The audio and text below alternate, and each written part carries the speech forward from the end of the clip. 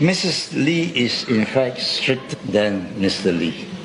If she is making any application to the government for the client, she will not use her initials on the letterhead because she doesn't want the government servants to see that this is a letter from her. She doesn't want to even give the civil servants a chance to play favoritism. So if she takes favors, get business from people and do them favors, it will affect me. So she was very careful. Because even without doing bad things, people say bad things about you. So we have to be careful.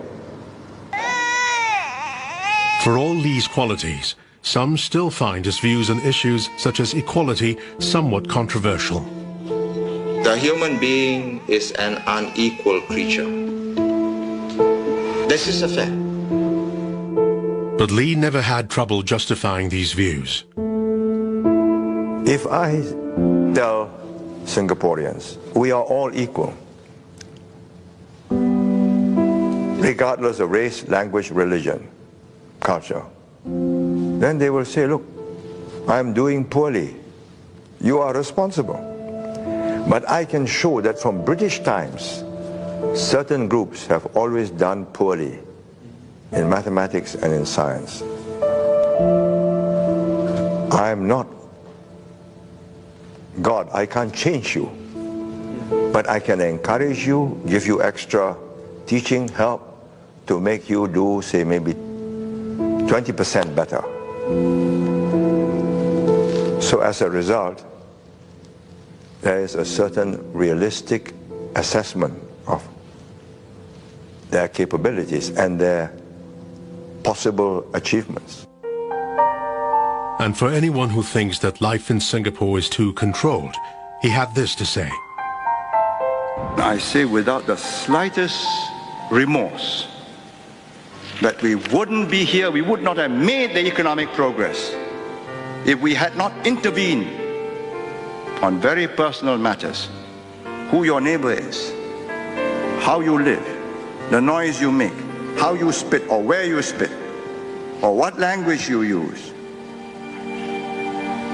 Had we not done that and done it effectively, we would not be here today.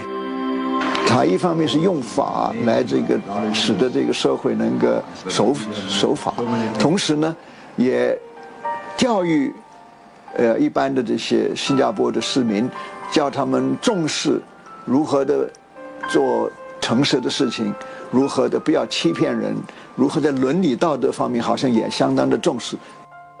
It is this strict ethos that has helped this tiny nation achieve one of the highest per capita incomes in the world.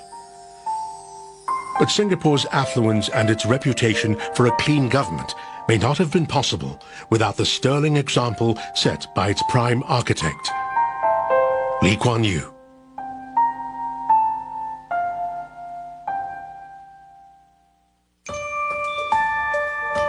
When Lee Kuan Yew resigned in 1990, he'd already made history as the world's longest-serving prime minister.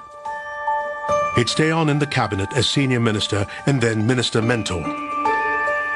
His achievements over a 5-decade-long career in politics has earned him international recognition. His ideas and ideologies have been praised, even adopted by leaders all over the world.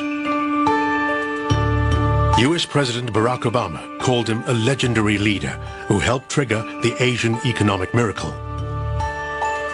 And in 2010, he was featured on Time magazine's list of the 100 people who have most affected our world.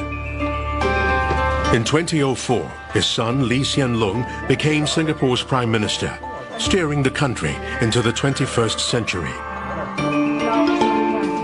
Singapore's miracle growth has continued, taking advantage of its strategic position on global trade routes.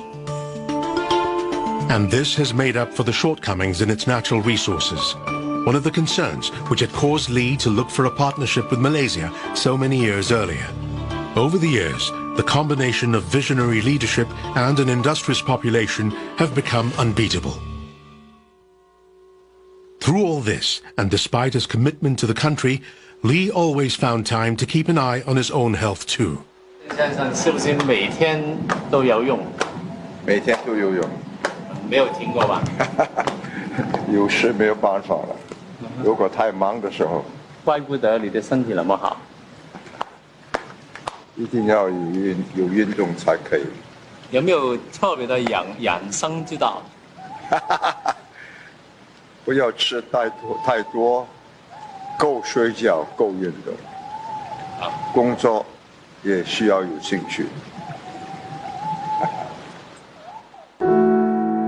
His obsession with cleanliness and health was always a key part of Lee's domestic policies. Policies which helped him and his government transform Singapore from a rural, developing country into the garden city-state known across the world today. In October 2010, after years of ill health, Lee's wife, Choo, died in her sleep.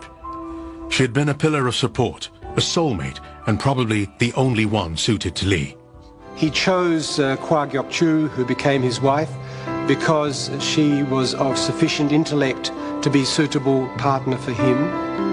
And it's true that he doesn't suffer fools gladly. He cannot talk to people who are, or so to speak, not up to his level. Lee learned lessons along the way. Maybe the most significant was early in life through his experiences with the Japanese during World War II. 日本人教育我，权力是什么意义的？政权可以改变人民的思想、社会的行为。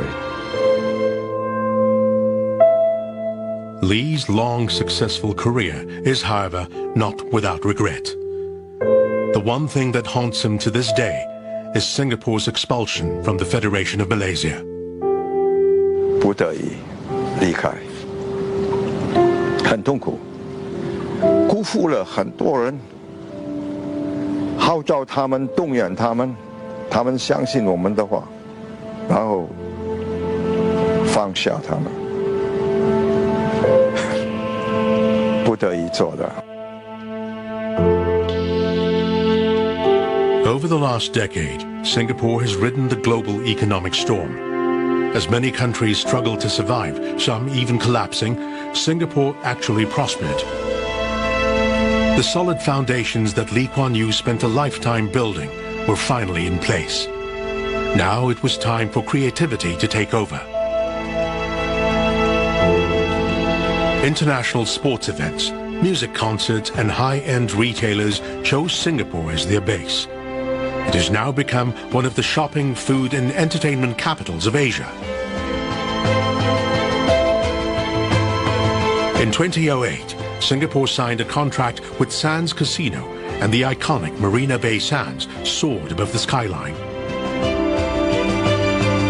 With a new business district in development, Singapore continues to grow as one of the world's most important financial centers. What would Sir Stamford Raffles make of what was once his sleepy outpost? In 2011, Lee Kuan Yew finally took a step back from politics, but his place in the history books is secure. Had it not been for him, Singapore would most certainly not be the country it is today. But as his words of determination echo through the streets he helped build, it's hard to think now how it could have been any other way. Even from my sick bed, even if you are going to lower me into the grave and I feel that something is going wrong, I'll get up.